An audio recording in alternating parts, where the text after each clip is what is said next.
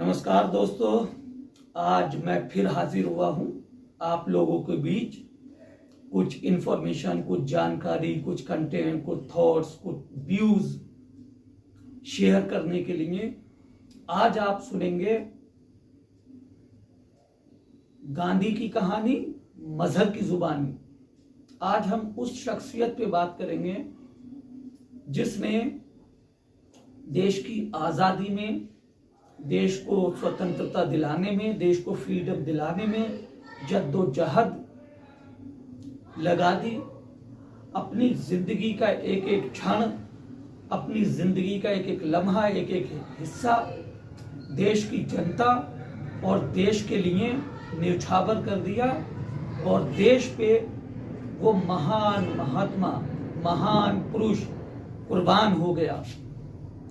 उसको हम याद करते हैं और देखने में तो ये आया है कि उस शख्सियत, उस इंसान के बारे में आज कैसी कैसी टिप्पणी करते हैं। आज के नौजवान युवा गलत परसेप्शन बना करके अपने दिमाग में बैठ गए हैं, उन पर गलत टिप्पणी करते हैं, जबकि उनको बिना जाने, उनके स्ट्रगल को, उनके महत्व को, उनके योगदान को सोचे बिना, ना जाने क्या क्या बातें उनको कहते रहते हैं, गलत लोगों को फॉलो करते हैं और उनकी हत्या को जायज करार देते हैं। तो इसी सिलसिले में हम बात करेंगे, इसी मौजू पर, इसी मैटर पर, इसी कहानी पर बात करेंगे। और गांधी जी ने अपनी आत्मकथा में जो जो कंटेंट कहे, जो बातें कही हैं, उस पर हम विचार करेंगे। 1927 और 1929 में जब गांधी जी के करीबी मित्रों ने उनसे रिक्वेस्ट की कि आप अपनी आत्मकथा लिखें, लेकिन गांधी जी प्लान कर रहे थे लिखने की, नहीं लिख पा रहे थे। जब उन्होंने प्लान करा तो उसी बीच वो यरबदा जेल चले गए, जो पुणे में है।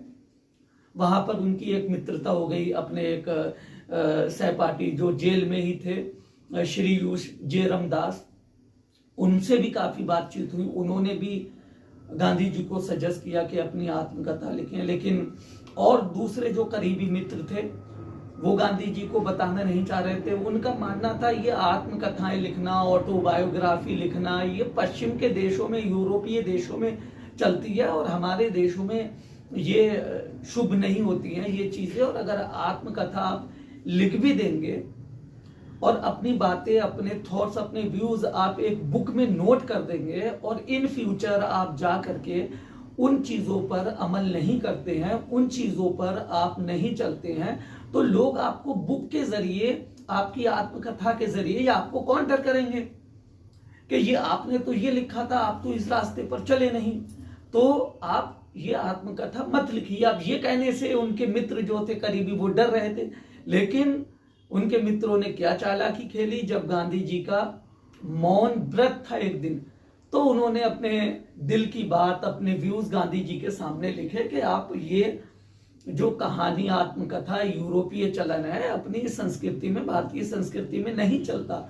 बहुत तथाकथित लोग ऐसे होते हैं, उभर के आते हैं, जो आत्मकथा लिखते हैं। अब आपने भी शुरुआत कर दी तो हम इससे सहमत नहीं है, लेकिन गांधी जी नहीं माने। वो गांधी जो उस जमाने में, जिसके दादा पोरबंदर में, गुजरात में बड़े बड़े काठियावाड़ राजा महाराजाओं और राज्यों में सचिव रहे, महामंत्री रहे, प्रधानमंत्री रहे, बड़े ऊंचे लेवल के, अच्छे घराने के, बनिया खानदान के, बनिए घराने के गांधी जी, आरती जी ने कहते हैं पैसे की कोई कमी नहीं, वर्चस्व की कोई कमी नहीं। उस टाइम में एक हाड़ मास का इंसान निकलता है, सूखा दुबला पतला, और अपनी पूरी जिंदगी निछावर कर देता है देश की और देश की जनता के लिए, देश की खातिर, और लोगों से आह्वान करता है कि आओ मेरे साथ एकजुट हो जाओ, देश को आजादी दिलाते हैं। जब इंसान को बोलने की आजादी नहीं, पढ़ने की आजादी नहीं, अच्छा खाने पीने पहनने की आजादी नहीं, कहीं यूनिटी बनाने की आजादी नहीं, देश की फ्रीडम में कोई, देश के पॉलिटिकल, इकोनॉमिकल, सोशियो, कहीं पर भी प्लेटफॉर्म पर कोई इन्वॉल्वमेंट था ही नहीं। उस जमाने में वो हाड़ मास का पुतला निकला और जिसके पास किसी चीज की कमी नहीं थी उसने एक चदरिया में, एक लंगोट में अपनी पूरी जिंदगी निकाल दी। कपड़ा भी वो पहना, बहिष्कार कर दिया, चरखा चला चला के, सूत खाद खाद के कपड़ा खुद अपने देश का पहना। ये मैसेज आप समझते हैं कि इसका मतलब क्या होता है कि यूरोप से जो कपड़ा आएगा, यूरोप की चीजों का हम बहिष्कार करेंगे। उन्हें क्यों हम पैसा दें, क्यों उनकी चीजों पर अपना पैसा खर्च करके उनकी कमाई करवाएं, उनके बिजनेस को आगे बढ़ाएं। हम अपना इजाद करेंगे, अपनी चीजें बनाएंगे और अपनी ही पहनेंगे। ये मैसेज था। लोग समझते नहीं है, लोग काउंटर करते हैं कि उसको फांसी लगवा दी, उसके लिए नहीं बोले, एक डंडे से लाठी से कहां पर आजादी मिल जाती है। हम तो कह देते हैं, किसी ने लिखा भी खूब है कि दे दी हमें आजादी बिना खटक बिना ढाल, साबरमती के संग तूने कर दिया कमाल। एक हाड़ मास का पुतला, ये कोई मजाक चीज नहीं है, ये कोई आसान चीज नहीं है। आज के दौर में एक प्रधान, एक गांव के मेंबर, एक चेयरमैन, ब्लॉक प्रमुख, तहसीलदार, डीएम, एसडीएम, सचिव, इनके बारे में कोई बोल के तो देखे। एमएलए, एमपी, कोई मंत्री, कोई बोल के तो देखे। जेल में डाल दिया जाएगा, बोलने की आजादी नहीं होगी, इतनी हिम्मत नहीं है, मारा जाएगा, कूटा जाएगा, नफरत पैदा कर दी जाएगी। उस जमाने में जब बोलने की आजादी नहीं थी, इतने बड़े एम्पायर ब्रिटिश राज के खिलाफ गांधी खड़ा हो गया अकेले। उनकी आत्मकथा जो उन्होंने लिखी है अपनी बुक में, उसको पढ़ो, दिमाग खुल जाएगा। तो गांधी जी लिखते हैं अपनी आत्मकथा में कि हम बनिया परिवार के, यानी आड़ती परिवार के उस समाज के लोग हैं। गांधी जी के जो दादा उत्तम चंद गांधी, जिनका निक नेम ओटा गांधी था, उन्होंने 2 शादियां की।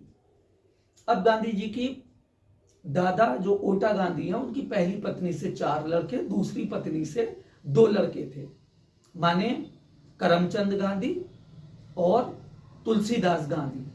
करमचंद गांधी और तुलसीदास गांधी एक एक करके पोरबंदर में प्रधानमंत्री पद पर विराजमान होते रहे।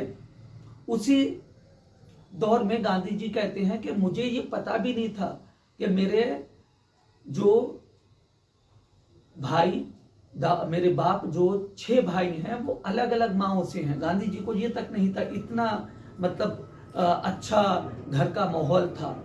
अब गांधी जी के चचा तुलसीदास गांधी, ये प्रधानमंत्री पोरबंदर के बने, वहां पर सचिव बने, प्रधानमंत्री बने।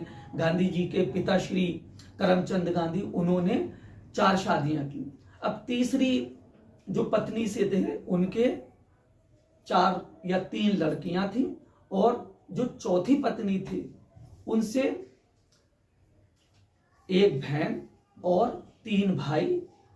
गांधी जी के जो करमचंद गांधी हैं, उनकी वाइफ का नाम पुतली बाई है, उनसे 1 लड़की, 3 लड़के पैदा हुए, जिसमें सबसे छोटे मोहनदास करमचंद गांधी यानी महात्मा गांधी थे। इनका जन्म पोरबंदर में ही 2 अक्टूबर 1869 को हुआ। ये मैं गांधी की कहानी मजहर की जुबानी, यानी गांधी जी की आत्मकथा जो बुक है, उसके कंटेंट आप तक पहुंचा रहा हूं, ताकि लोगों में इंफॉर्मेशन जाए और जानकारी जाए, गलत मैसेज लोगों में ना जाए और नफरतें पैदा ना करें, किसी के खिलाफ गलत ना बोलें, किसी महापुरुष को गलत ना कहें। पहले उसके बारे में पढ़ो, पहले उसके बारे में जानो, छानबीन करो, तब किसी के बारे में बोलो, कंटेंट पर बोलो। आगे भी मैं ऐसे ही समझाता रहूंगा। एक इंसिडेंट गांधी जी ये भी कहते हैं कि उनके दादा को, जो उत्तम चंद गांधी यानी ओटा गांधी थे, वहां के सामंतों ने साजिश के थ्रू जो सचिव की पोस्ट पर थे, वहां से गांधी जी को जिला बदर कर दिया, राज्य बदर कर दिया, वहां से उन्हें निकाल दिया, जूनागढ़ भेज दिया। तो गांधी जी के दादा ने जूनागढ़ के महाराजा से, जो कि मोमडन थे, शरण दी और उनके साम्राज्य में जाकर, उनके राज में जाकर, दरबार में जाकर बाएं हाथ से उन्हें सलामी ठोकी और बाएं हाथ से सलामी ठोकने का मतलब है आप राजा की इंसल्ट कर रहे हैं, निजाम की इंसल्ट कर रहे हैं। वहां के जो मिनिस्टर थे, मंत्री थे, उन्होंने इस बात से ऐतराज जगाया कि आप ऐसा क्यों कर रहे हैं। तो गांधी जी के दादा ने बोला कि मेरा दाहिना हाथ ऑलरेडी समर्पित हो रखा है पोरबंदर को, तो वो तो मैंने समर्पित वहां कर दिया, तो आपको समर्पित वो दाहिना हाथ नहीं कर सकता, इसलिए मैंने आपको सलाम बाएं हाथ से किया। इससे क्या मतलब निकलता है? इससे मतलब निकलता है कि वो कितने समर्पित, कितने ईमानदार और कितने सच्चाईवान लोग थे। गांधी जी कहते हैं सत्य अहिंसा का रास्ता बहुत कठिन होता है और सत्य अहिंसा के रास्ते पर चलने वाले को ऐसा होना चाहिए, उस धूल के माफिक होना चाहिए जो तमाम सोच के लोगों से कुचली जाती है और बहुत सॉफ्ट होती है। उस सॉफ्ट धूल को जो हर सोच के, हर विचारधारा के लोग अपने तलवों से, अपने पैरों से कुचल डालते हैं, उस सॉफ्ट धूल से भी ज्यादा सॉफ्ट सत्य अहिंसा के रास्ते पे चलने वाले को होना चाहिए।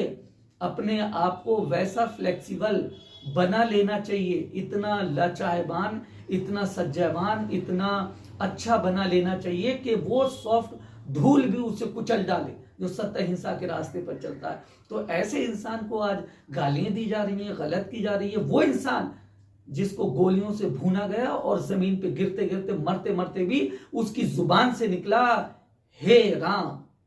आगे की कहानी नेक्स्ट वीडियो में, अगले पार्ट में मैं आपको बताऊंगा, सुनिएगा जरूर। और मेरी वीडियो को सब्सक्राइब और लाइक जरूर करें। धन्यवाद, थैंक यू सो मच।